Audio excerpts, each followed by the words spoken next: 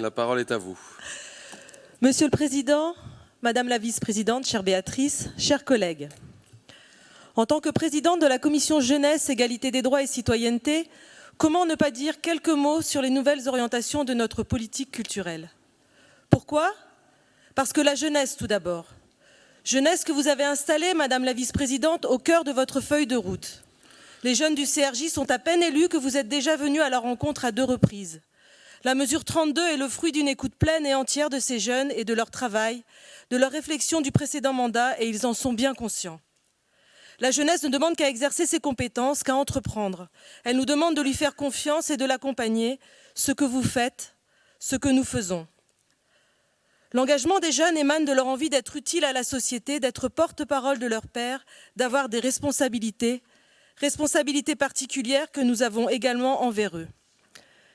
Et en travaillant ainsi avec eux, nous répondons aux besoins du présent sans compromettre la capacité des générations futures à répondre aux leurs. Ensuite, parce qu'égalité des droits.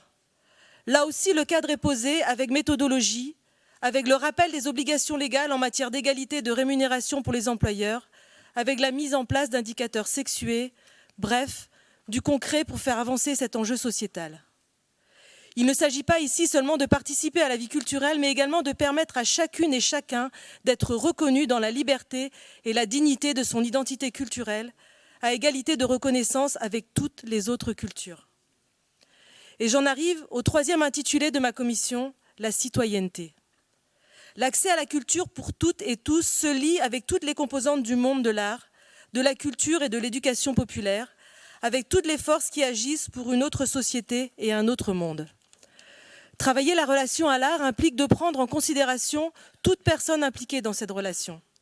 Notre volonté est de coopérer avec les collectivités, les partenaires publics et les acteurs engagés dans l'appropriation des droits culturels. La culture, c'est ce qui nous sort de notre village, de notre quartier.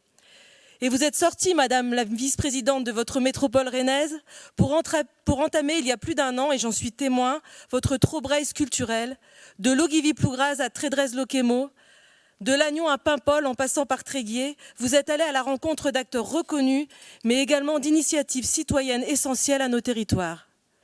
Je ne peux ici m'empêcher de penser à Jean-Michel Le Boulanger qui, en son temps, Jean-Michel si tu nous regardes, appelait à faire de la Bretagne un territoire d'expérimentation. Eh bien, cette expérimentation, vous l'avez lancée dans le centre-Bretagne et il me tarde désormais qu'elle voie le jour dans notre Trégor. Les acteurs culturels vous attendent et ont confiance en vous. Nos territoires ont besoin de culture tout autant que la culture a besoin des territoires pour inventer, diffuser, partager. Notre démocratie a plus que jamais besoin de culture. L'action, les décisions prises au plus haut doivent être alimentées par ce qui se passe au plus près de la vie des citoyennes et des citoyens, au plus proche des territoires, et ce, dès le plus jeune âge. De la culture à la permaculture, c'est cela que nous construisons aujourd'hui avec et pour les Bretonnes et les Bretons. Je vous remercie.